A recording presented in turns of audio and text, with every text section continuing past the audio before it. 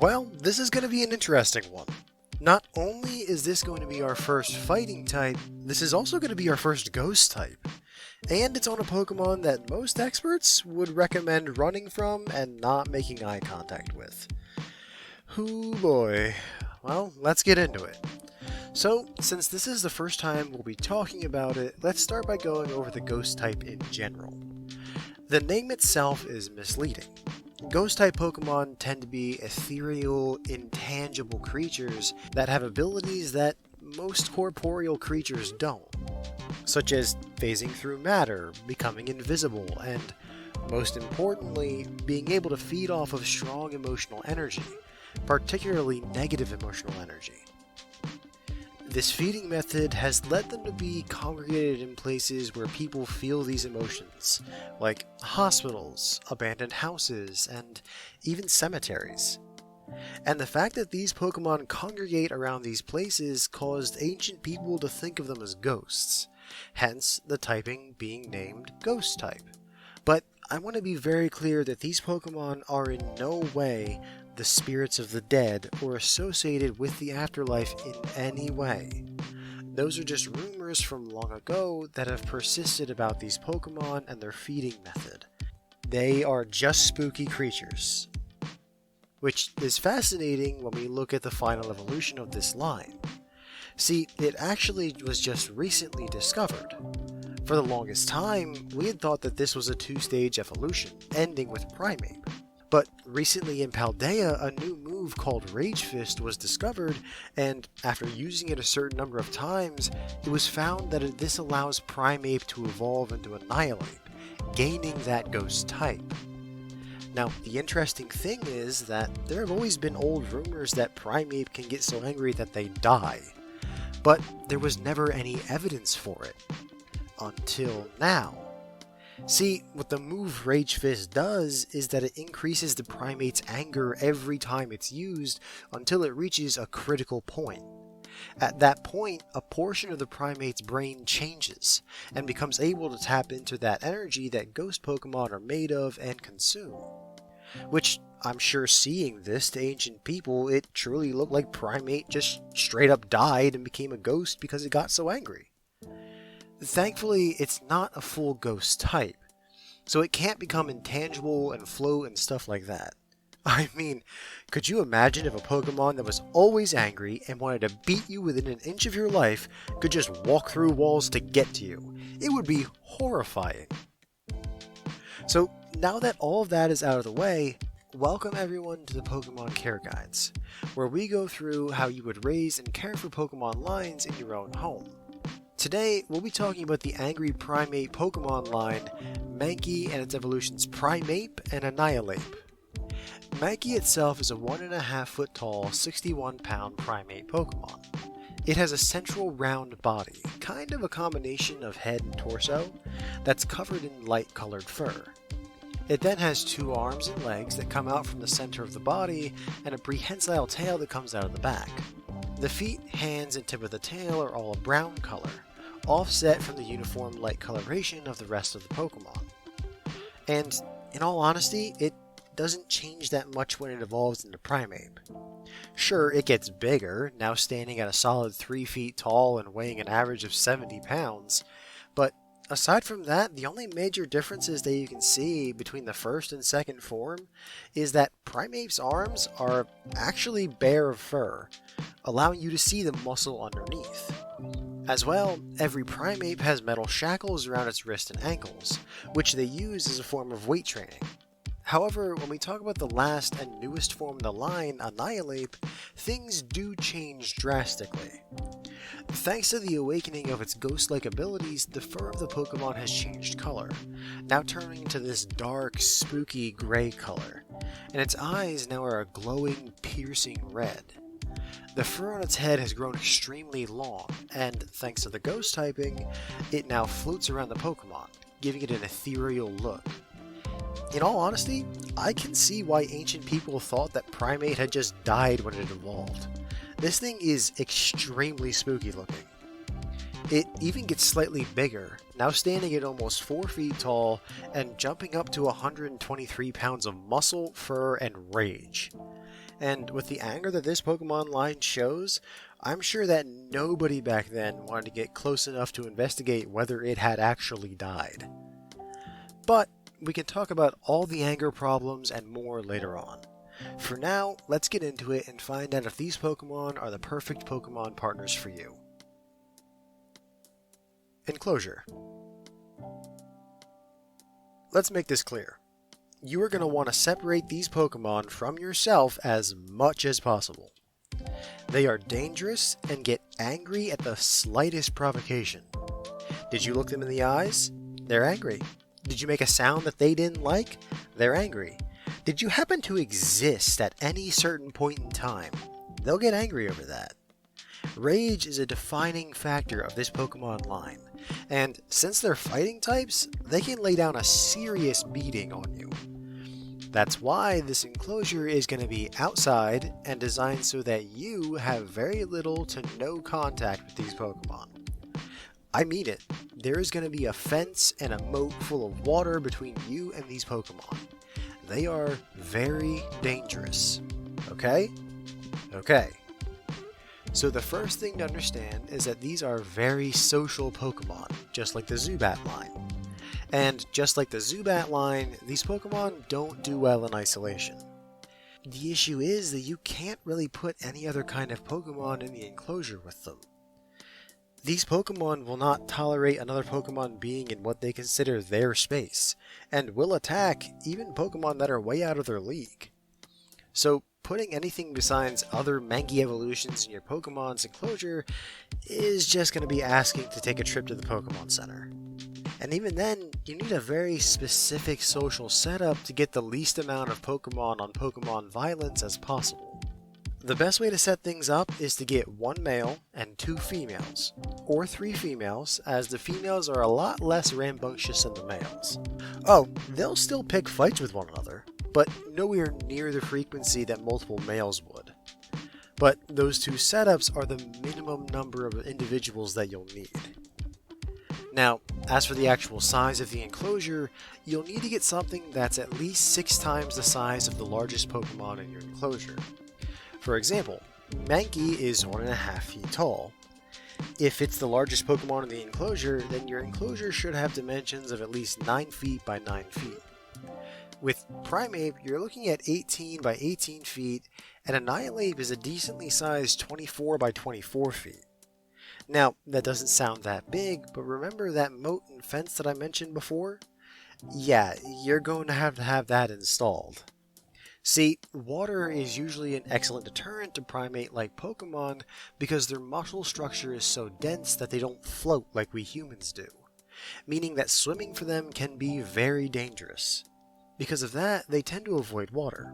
So if you build a moat that has a distance of about 10 to 15 feet from one side to the other, then that should function as a decent barrier to keeping them inside the enclosure. Combine that with the stainless steel chain link fencing that you'll have installed on the other side of the moat, and that should be plenty to keep your Mankey evolutions in their enclosure.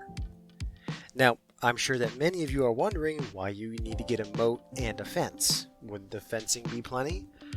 Well, no, due to these Pokemon's ability to climb, they would simply climb up and over the fence and run off into the wild. Hence the moat. But if you have just the moat with no fencing on the other side, then the Pokemon may see that the other side is open and try to jump across, leading to either falling in the water, which is a whole other problem, or actually making it across and getting out. Only when these 2 things are combined are they super effective at keeping these Pokemon in. And then, the only thing left for you to do with the outside enclosure is that you need to have a way to get into the enclosure yourself to clean and maintain it. To that end, you'll need to install a gate in the fencing, one that's triple locked and reinforced, and then bring in a removable bridge. We'll talk about the best way to use this in the care section, but just a simple bridge made out of wooden planks and boards should be plenty to get you across the moat and into the enclosure. Another thing that we're going to talk about structure-wise when it comes to the enclosure is that these Pokemon also need an inside shelter, something that they can sleep in, take their meals in, and get out of any bad weather. Since the shelter is going to be enclosed, and the enclosure doesn't have a way for your Pokemon to escape from, it would be best for the moat not to encircle this building completely. Instead, have the moat come up to the sides of the building almost as if this shelter were another bridge. Inside the shelter should be a few layers of what they can climb up on and sleep in, and some soft bedding on the floor just in case they want to spend the night on the ground in there. Now, we're also going to set this up the same way we did with the Persian shelter. We'll be putting in a back door of sorts that you'll be using to enter into the shelter so that you can get in there and clean up after your Pokemon and feed them. This should be a 2-door system. That way it provides just a bit of extra security should you forget to fully close the inside door or something breaks. You'll also want to install a partition that you can slide into place that'll block off the shelter from the rest of the enclosure, allowing you to get into the shelter without worrying about an angry monkey jumping in and attacking you. So you now have this enclosure that is pretty much a small island surrounded by water and fencing. What do you put on it? Simple. Grass and trees. It's best to try and keep the rest of the enclosure as natural as possible, allowing the Pokemon to stay as close to its natural habitat as you can. This is why I don't recommend just putting a ceiling on the enclosure, because these Pokemon are arboreal species, spending a lot of their time up in their trees. So you'll have to grow some trees in their area that they can climb up and swing around in. It may take a while to get them to grow, unless you plan ahead and put your enclosure in a place where they've already grown. Most kinds of trees will do, but be sure to get some that have strong branches and grow more vertically than horizontally, as you don't want them to grow out over the moat and allow your Pokemon to jump from the branch and get out of the enclosure. And also, be sure to add in something that can function as enrichment for these Pokemon. So, maybe some small toys or a small rope swing that they can use to entertain themselves and stimulate their minds. Availability. Do not catch these Pokemon in the wild. Don't do it. They are dangerous in the wild and will have no qualms about attacking people. And on top of that, are very likely to attack people since they are so easy to anger. If you aren't an experienced trainer with a few gym badges under your belt and some strong Pokemon by your side, then do not go hunting for them. Thankfully, they aren't all that common in the wild.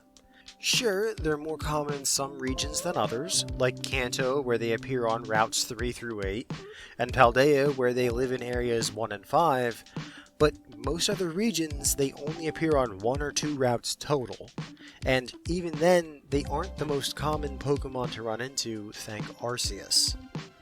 And that's just Mankey. Primate is even more rare, thanks to natural selection and competition between the members of the species.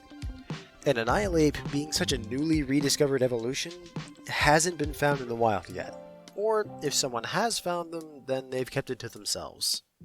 But unfortunately, if you're going to get one of these, which again, I don't recommend for the average person, then you're probably going to end up with a wild caught one that someone else caught. Because the breeding industry for these Pokemon is nearly non-existent.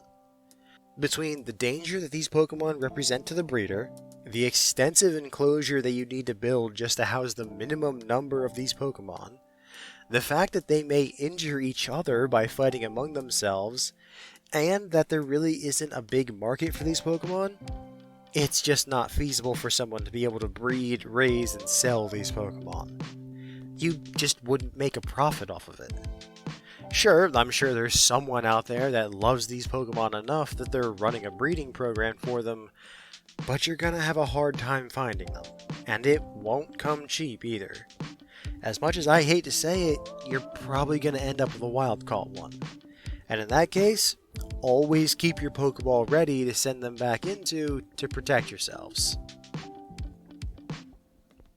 Care.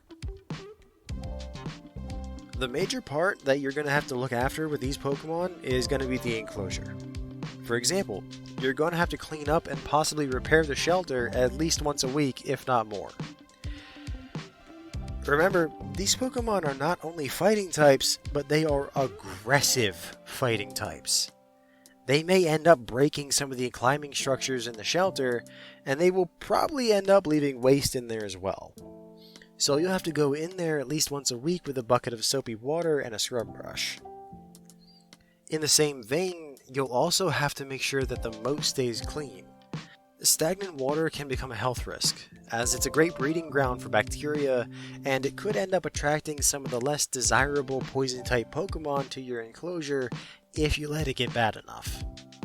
There are a few ways that you could deal with this. The first and best solution would be to get a few filters. Ones that'll consistently stir the water, as well as pull out any gross particulates that are starting to build up. This will have the added bonus of keeping the water in motion, almost like a lazy river type situation, helping to keep the water healthier longer. Another option, though this will end up taking a lot longer and a lot more effort, would be to drain out the moat and clean it by hand with some soap and water, and then refill it once you have it all cleaned out. Like I said, this is an option for you, but it'll take so much longer that I'd recommend the filters over this any day. You'll also have to clean and maintain the main island of the enclosure. This will mostly include basic yard work, such as trimming the grass, cleaning up the waste left by your Pokemon, and, most importantly, trimming back tree branches that are starting to grow over the top of the moat. It is very important that you do that, as it'll keep your Pokemon from being able to use them to escape. While you're doing this, it would probably be best for you to just put your Pokemon in their Pokeballs. I know, I try not to use them in these guides, as I'm trying to make these guides as close to natural care as possible, but for this species, and any other species that is just as dangerous, I think they really are necessary.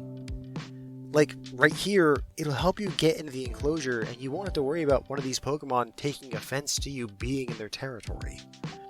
So, for the first time in the guides, I'm unfortunately suggesting that you put your Pokemon in their Pokeballs for the duration of you cleaning their enclosure. They'll be fine in there, it's not like being in a Pokeball harms the Pokemon, but just be aware that when you release them, they're not going to be happy about it. So it's probably best you release them from the other side of the fence. And let's move on to food. As primates, just like us humans, they're omnivores, but they tend to lean more towards the herbivore side of things. So you'll be giving them mainly a combination of veggies, fruits, and nuts, mixed in with some ground meat. Poultry would probably be the best for them, something like ground Pidgey or P-Dove. Have the majority of the food be the veggies, like non-spicy peppers and lettuce, and then mix in a small amount of fruit, nuts, and meat. Unfortunately, due to the rarity of keeping these Pokemon in this kind of situation, I wasn't able to find any concrete numbers on exactly how much they eat. There just isn't enough data on it to be able to say. So you will have to experiment and keep an eye on them as they eat. If they don't finish all of their food, then try to cut back a little bit on the next feeding. If they do eat it all, then increase it a little bit in the next feeding. Continue to do this, and over time you should reach an equilibrium point and find the perfect amount of food for your Pokemon. Give this mixture to them twice a day, morning and night, in a big bowl that all of your Pokemon will eat from together. It's kind of like a family dinner bonding thing. You'll be feeding them in their shelter. Just slide the partition shut, walk in, leave the food, then leave the shelter and open the partition back up again. It might be best to use something to get the Pokemon's attention, like a bell or horn or something that they can start to associate with food being ready. Then, when they're done eating, they should head back outside into the main enclosure. And at that point, you can close the partition again and come back into the shelter and collect the bowl. If any of your Pokemon are being stubborn and refusing to leave the shelter before or after eating, then don't be afraid to use your Pokeball to get them to move. It's better than you trying to challenge this Pokemon to a stubbornness contest and then having to go to the hospital. And that's really it. The care for these Pokemon is pretty simple, purely because there is so little interaction between you and the Pokemon. When there are a bunch of walls, fences, and a moat between you and the Pokemon, it's funny how that leads to less for you to worry about. Most of taking care of these guys is really just taking care of their environment. Cost. Food will be your cheapest option. Even given the fact that I can't really give you an exact estimate due to the fact that I couldn't find hard numbers on how much to give these guys, I can confidently say that the food will be the cheapest out of all of these. Taking into account their size, that you need to feed at least 3 of them, and that their food is mostly veggies along with a little bit of fruit and meat, I'm going to say that this could end up being either in the moderate or the high category per month. Nothing to break the bank, but you will have to set aside some money for it, which is good because of the next 2 expenses. The enclosure is going to be very expensive. No ifs, ands, or buts about it. All of the construction alone, between the moat, the fence, and the shelter, is going to land you deep in the very high category. The companies that come out and build this kind of stuff, they're good at their jobs, and you will get what you pay for, but believe me when I say that you're gonna be paying for it. And then don't forget that you also have to maintain the enclosure, which means the yard tools to maintain and repair anything that your angry monkey has broken. It's gonna end up being a stupid amount of money in the long run. The Pokemon itself won't be much better. Getting one from a breeder means that you're going to be paying not just for the expense of raising the Pokemon, but also the expense of having the enclosure built and the expense for all the danger the breeder went through just to get and raise the Pokemon. Or, if you get one through a private seller, then they'll charge you for all the effort that they had to go through to go out and catch it. No matter what, you'll be paying in the very high category to get this Pokemon. Even if you try to catch one yourself, it still might be expensive, because you might have to travel to wherever this Pokemon's habitat is, and again, you are risking serious injury by being attacked. Just thought I'd repeat that. Conclusion. Don't get these Pokemon. If I haven't made it abundantly clear by now, through this entire guide, they are not household pets. These are Pokemon that are very dangerous and should only ever be interacted with by professionals. Between their temper, their strong musculature, and the fact that you need at least 3 of them to house them properly makes them a serious danger to anyone that doesn't have at least a decade of experience with primate Pokemon. If you really want a monkey, then get one of the elemental monkeys from Unova, or a Grookey, or even a Chimchar. Any of those options would be safer than if you get a Mankey evolution. These Pokemon are best left in the wild or in a zoo. Unless you are a specifically trained individual, then I don't see how these Pokemon could ever be the perfect Pokemon partners for you. Thank you all for listening, and please join us again next time when we talk about a much better pet Pokemon, Growlithe, and its evolution Arcanine. Have a wonderful night, everyone.